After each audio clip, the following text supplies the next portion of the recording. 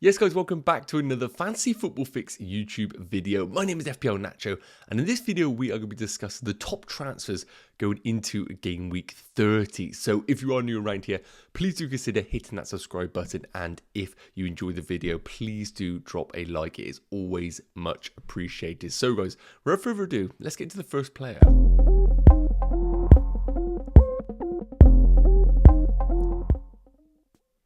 Okay, so first up, we are going to be looking at Arsenal's Gabriel Jesus. It has been an eternity since we have had Gabriel Jesus in one of our top transfers videos, and it is fantastic to see him back in this Arsenal team, and that pains me to say it, considering I am a Chelsea supporter, but it is great from an FPL perspective to finally have Gabriel Jesus available in the game once again, because I think a lot of us have forgotten what a fantastic FPL option he was, starting the season at 8 million, ridiculous value.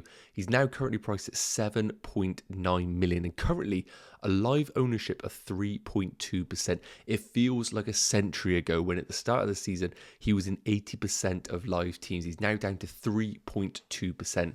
And with him currently being the most transferred in player going into game week 30, we're starting to see managers identify him as a fantastic option if they are looking to climb ranks over the coming game weeks. Now, the information that you can see on the screen here is based on every game week between the first game week and game week 29. Please do ignore the game week 17 29 stats. That's my fault. I do apologise. But you can see some of the underlying numbers here. Expected goals per 90, 0.71. Ridiculous numbers there. Expected assists per 90, 0.23 as well.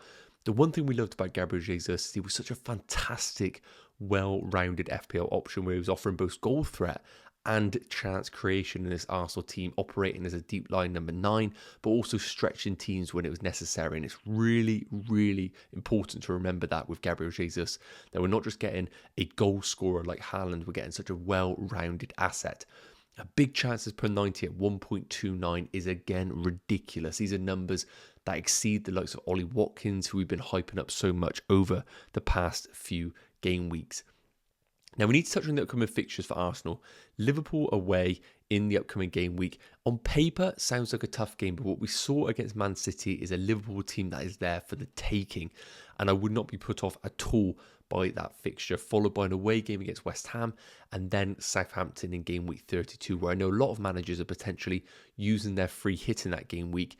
And again, if you're not planning on buying Jesus, he is going to be a fantastic differential if you are looking for one in game week 32. Now, the one thing I want to touch on in regards to Arsenal's fixtures is they don't have any double or blank game weeks coming up. So I think naturally a lot of us are going to be tempted to go towards those players that have those double game weeks coming up. Importantly, in game week 34, where we know quite a few teams have a double game week, and maybe the likes of Newcastle will have a rearranged double in the future. But sometimes we just need to focus on the players and the teams that are playing the best, regardless of whether they have a double game week or not. And I think Arsenal really do tick that box. Now, we all know the fixture run for Arsenal going forward is very, very difficult, but we also need to remember that this is the best team in the league right now, and they are posting fantastic underlying numbers from an expected goals perspective.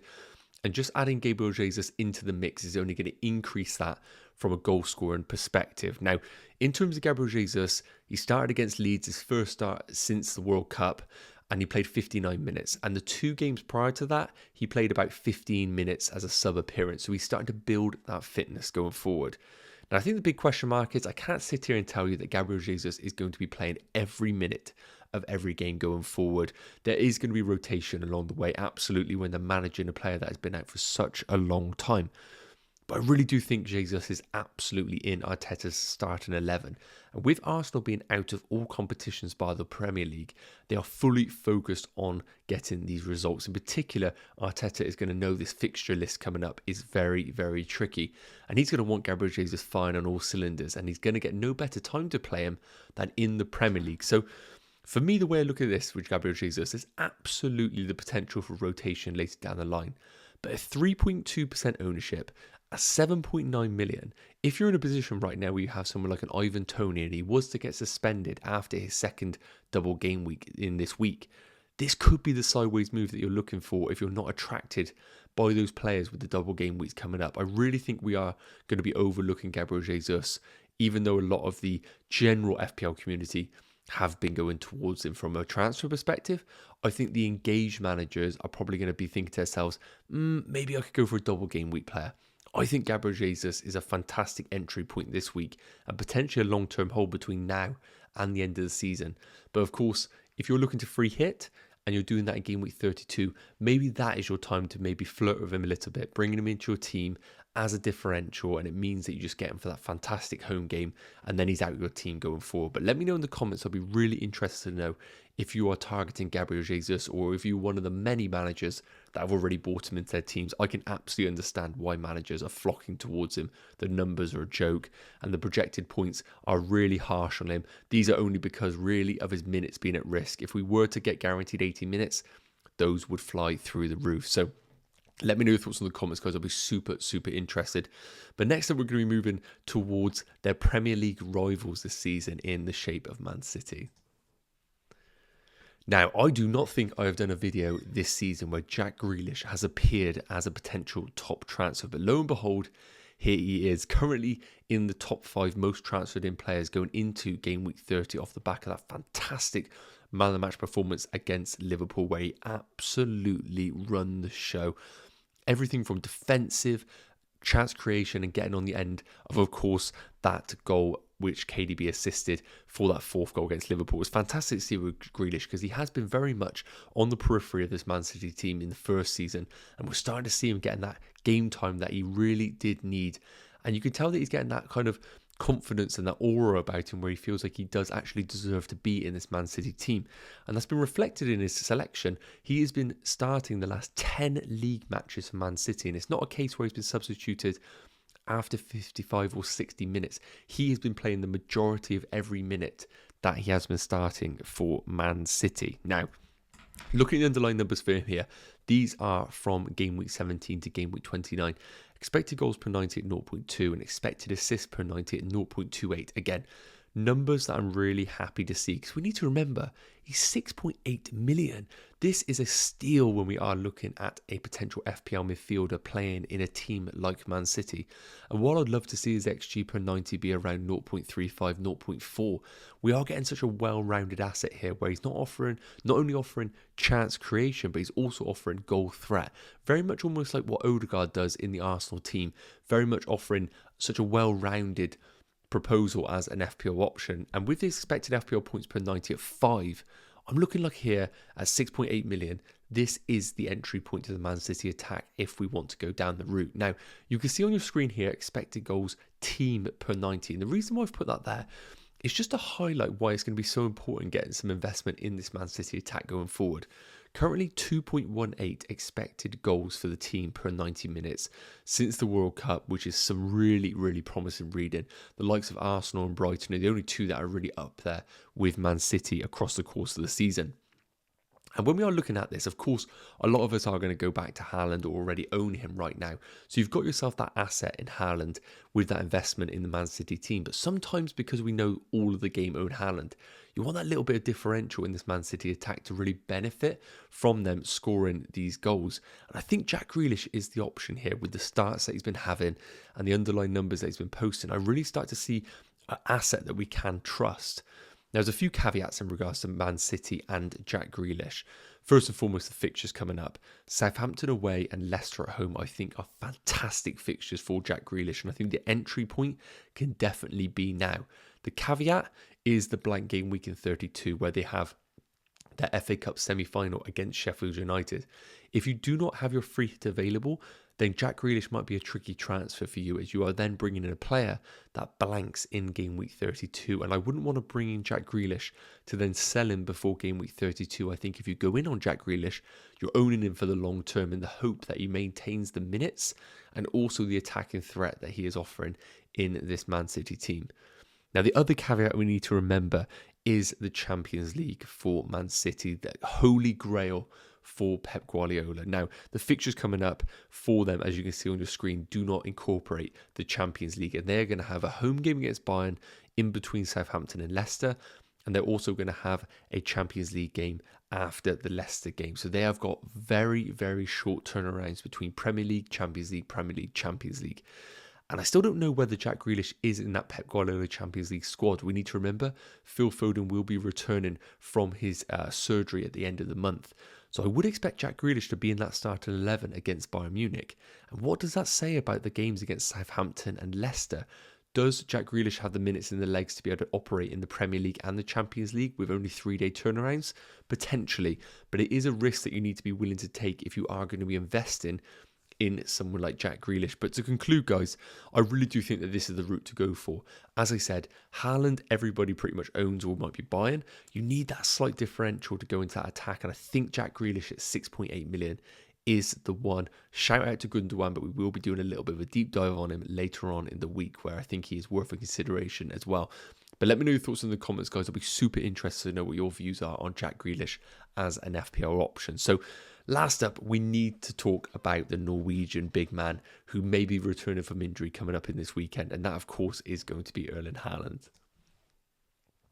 Now, what we've got here is a bit of a comparison between Erling Haaland and Julian Alvarez, who stepped in for the injured Haaland in game week 29 against Liverpool. And boy, did he impress. He was unbelievable against Liverpool and offers something a little bit more different to what Erling Haaland does. Julian Alvarez being much more of what we would incorporate and expect from a Pep Guardiola number 9, dropping into midfield, picking up the ball, linking up with the rest of the team. And I think one would argue that that maybe was one of the best Man City performances of the season so far from a fluid formation perspective. Alvarez picking up them pockets and being able to link up with KDB, linking up with the wide men, something that maybe a lot of people argue Haaland doesn't do. And this is the factor that Alvarez brings to this Man City team. It's something we do need to consider that might take away some minutes from Haaland going forward. Because we need to remember, this is a World Cup winner in Alvarez, starting in these World Cup games. It isn't just like a young lad who is just being brought through the academy. This guy is ready-made to play for this Man City team. It's just the case where he's got an absolute freak of nature in front of him in Erling Haaland. So it's worth noting at the time of recording, we don't know the injury status right now on Erling Haaland.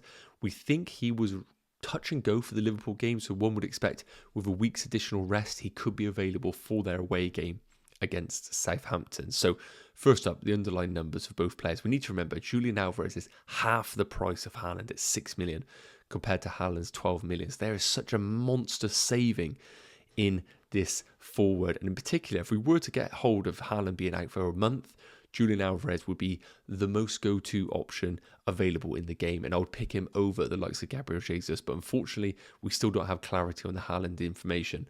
Expected goals per 90, 0.82 for Haaland. He is by far and away the best in this department, but Julian Alvarez at 0.61 is really, really good reading. Very, very close in the assists at 0.11 and 0.1. But the big factor here, and the thing that I think we need to remember about Haaland, is he is just in this Man City team to score goals. Big chances per 90, 1.84 compared to the 0.76 of Julian Alvarez. This is where it is the big difference here. Yes, Haaland's played more minutes, so maybe there's been more big chances available to him. But we know that he spearheads this Man City team and everything is going to be flowing through him.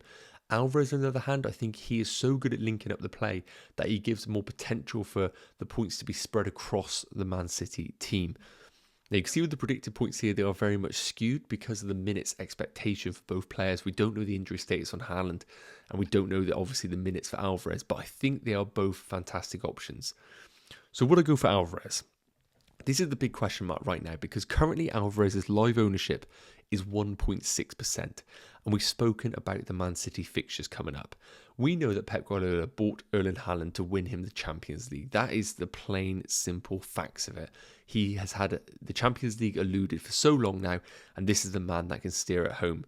And with the Bayern Munich game, 3 days after the Southampton game, they then have Leicester 3 days after that, and then they play Bayern Munich 4 days after the Leicester game. Is Haaland going to be playing these league games? I really don't know what the answer is to that. I think they may have to build up some fitness again for him, and maybe the Southampton game is a good entry point.